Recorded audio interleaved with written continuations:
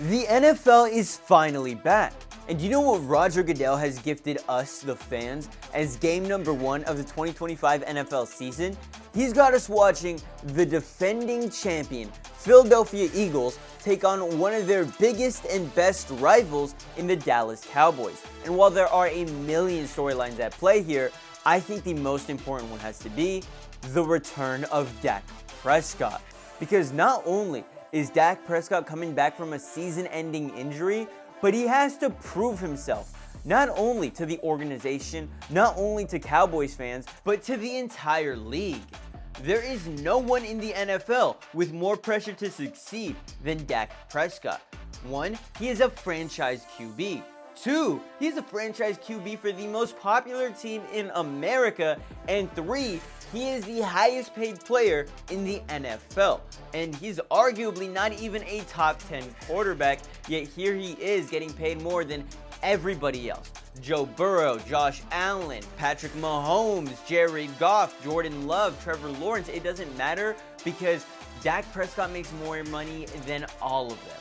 Just a few months ago, in September of 2024, Dak Prescott goes out and inks a 4-year deal worth $240 million, meaning that he gets paid $60 million a year. The next closest person, Joe Burrow at 55, then Josh Allen at 55.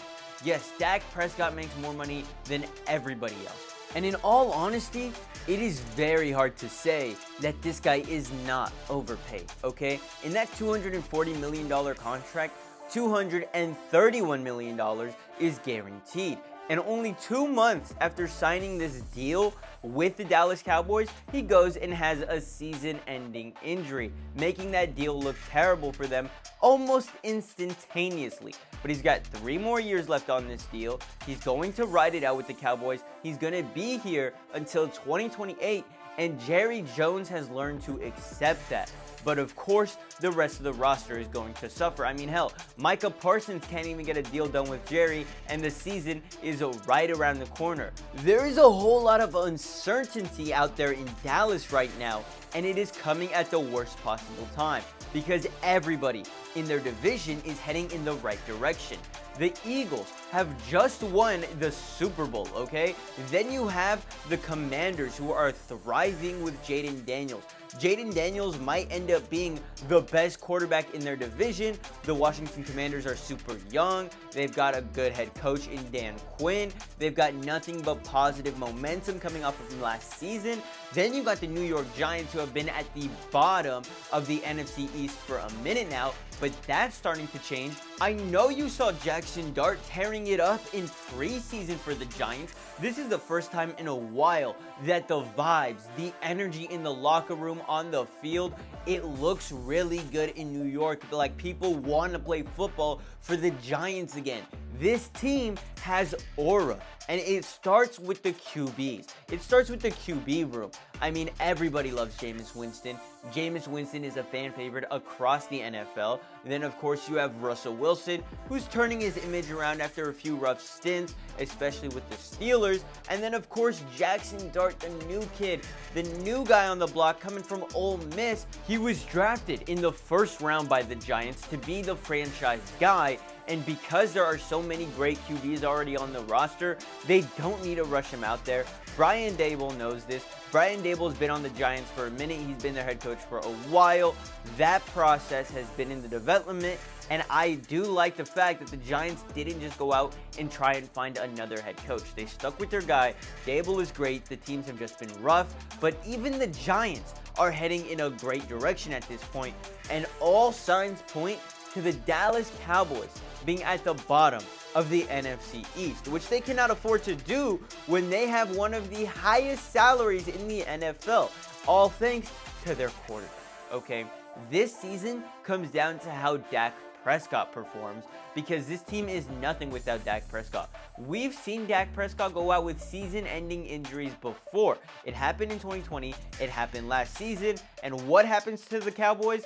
They fall apart, okay? That's how good Dak Prescott is. Now, I'm not saying he deserves $60 million a year, but he is still one hell of a quarterback, I can tell you that.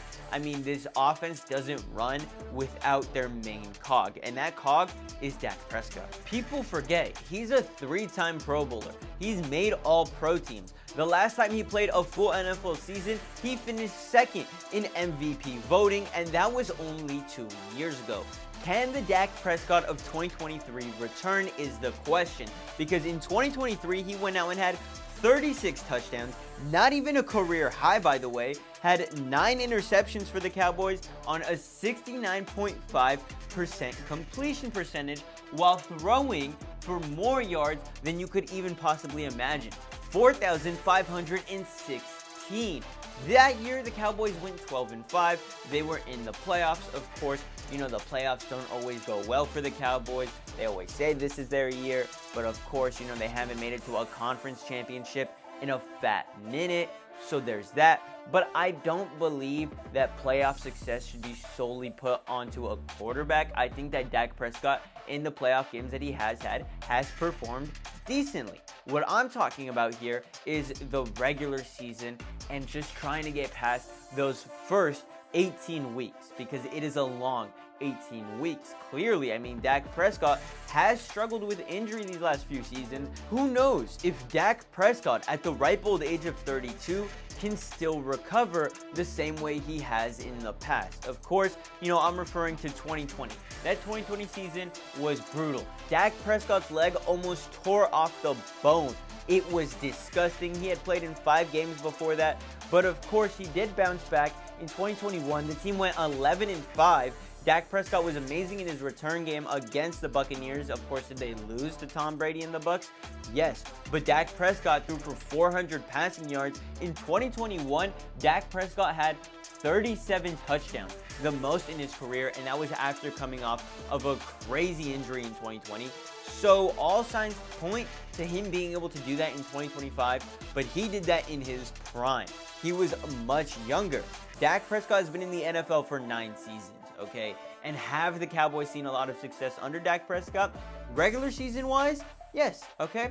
In every season that Dak Prescott completes, he has had a winning record, or at least a record at 500 when he's the starting quarterback. The only time Dak Prescott hasn't finished a season with a winning record is when he plays less than half a season. But maybe Dak Prescott's decline was inevitable. Maybe he was going to fall off whether he got injured last year or not, because his numbers weren't looking so great before he went out in week 9. You see, he had played in 8 games for the Dallas Cowboys. Their record was 3-5. His completion percentage had fallen all the way down to 64.7. He only had 11 touchdowns. He had already had 8 interceptions. It was a pretty rough season for Dallas before Dak Prescott went down. Of course, they did win in week 1 against the Cleveland Browns. You know, they put up 33 points. The offense did great. Dak Prescott had a touchdown. He had one rushing. He had one in the air. But after that, it was 2 losses. One brutal one to the Saints, who were absolutely dog shit last year. They got blown out by the Saints. Everybody thought that Derek Carr was about to go on an MVP run. That's how good the Cowboys made him look. Then they lost to the Baltimore Ravens. Understandable, okay? Lamar Jackson is always going to be a favorite. It doesn't matter who Lamar Jackson plays, unless it's like Mahomes or Josh Allen. You know, Lamar's just going to be the better quarterback in that matchup. I don't blame Dak Prescott for that loss. He did play pretty decently against the Ravens, but, you know, the defense just wasn't there. They gave up 28 points. So they start the season 1-2 and then rattle off a few wins. Some against the Giants and the Pittsburgh Steelers.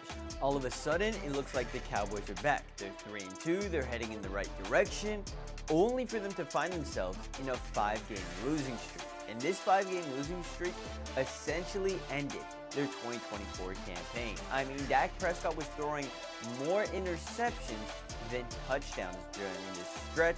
And of course, during these games is what led to Dak Prescott's season-ending injury. And once Dak Prescott went out, it was over. But this season, things are going to change. He is going to go up against the Philadelphia Eagles week 1, and he is going to be better than he was last year. I do think that Dak Prescott could take the Cowboys to the Super Bowl as long as he returns to his MVP level form that he had only a few years prior. This season is very make or break for the Dallas Cowboys. If they're not able to get it done this year, then they have to think about blowing it up. And they have to think about finding the quarterback beyond Dak Prescott, his future replacement. I mean, these next couple of draft classes will have some pretty good QBs in there. Maybe they get somebody who can be Dak's backup for a year or two before he becomes the starter. But that's about it for this video. I'll catch y'all later. Much love. Deuces.